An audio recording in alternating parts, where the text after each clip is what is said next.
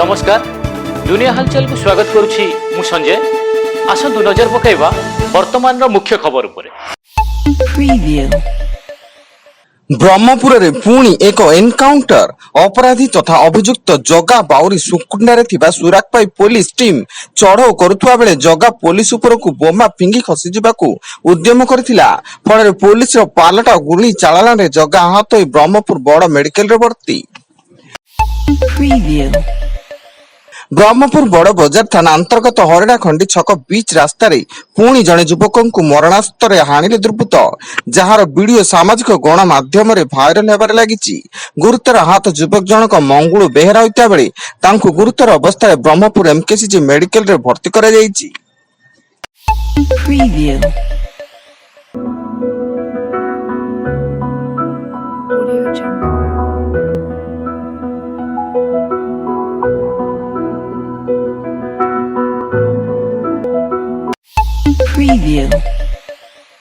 पाकिस्तान अशांत दक्षिण पश्चिम प्रांत बेलुचिस्तान केटवार चमन रेल फाटक निकट भयंकर विस्फोरण। यह विस्फोरण में 24 जनकर मृत्यु घटिया बेले 50 रु अधिक आहत होई स्थानीय हॉस्पिटल भर्ती। चमन फाटक रे एक विस्फोरक भर्ती गाड़ी सिग्नल न मानि फाटक मध्य को प्रवेश करी जाफर एक्सप्रेस रे गोटिए बगी को धक्का देइथिला, जहा फल विस्फोरण घटिथिला।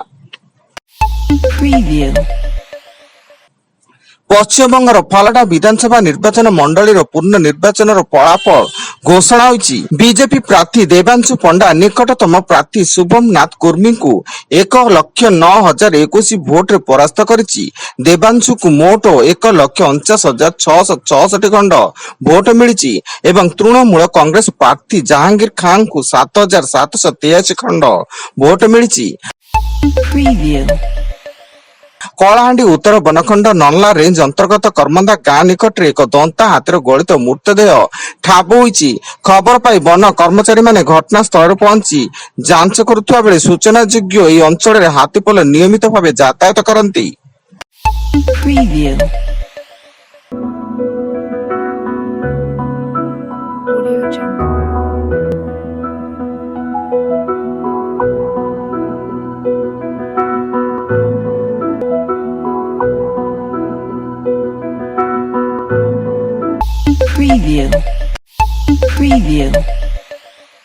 ब्रह्मपुर सहर आंकुली नुआसाई पोखरी रे गाधौथुवा बेले पानी बुड़ी 2 जन नाबालक छात्रक मृत्यु।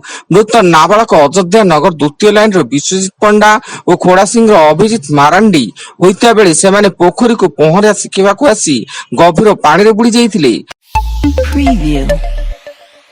कर्णाटक उत्तर कन्नड़ जिलार थाटे हाकलु नदी बुड़ी 8 जनकर मृत्यु। अनेक लोक नदी गाधौथुवा बेले पानी प्रबल स्रोत रे भासी जाइथिले। उद्धारकारी दल उद्धार कार्य जारी रखिथिया बेले मृत्यु संख्या आहुरी वृद्धि पाइबार आशंका रहिछि एवं मृतकଙ୍କ मध्य 7 जन महिला अछंती।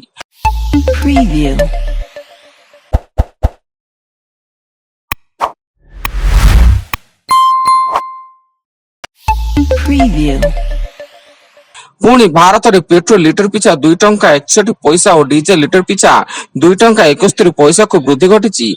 पश्चिम एशिया रे अमेरिका ईरान विवाद एवं हॉर्मुज जलपथ बंद रहिबा जोगु सृष्टि होइतिबा अनिश्चितता कारणରୁ ए परिस्थिति सृष्टि होइछि।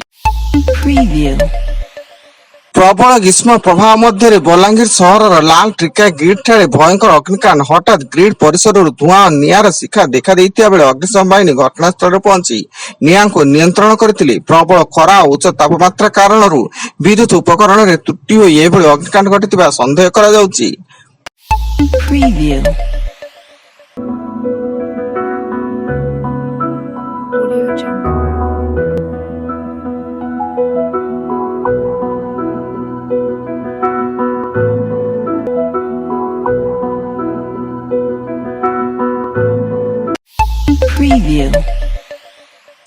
पश्चिम ओडिशा रे प्रबल ताती बौद्ध 45.6, भवानीपाटना 45.4, संबलपुर 45.3, सोनपुर 45.2 और बलांगीर रे तापमात्रा 45 डिग्री थिबा बेले टिटलागढ़ 45.8 डिग्री छुई सबुठ उत्तप्त सहर पलटिछि।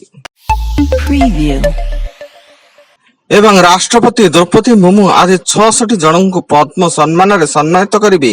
ଏଥିରେ ଓଡ଼ିଶାର 4 ଜଣ ବିଶିଷ୍ଟ ବ୍ୟକ୍ତି ପଦ୍ମଶ୍ରୀ ପୁରସ୍କାର ପାଇବାକୁ ମନୋନୀତ ହୋଇଛନ୍ତି।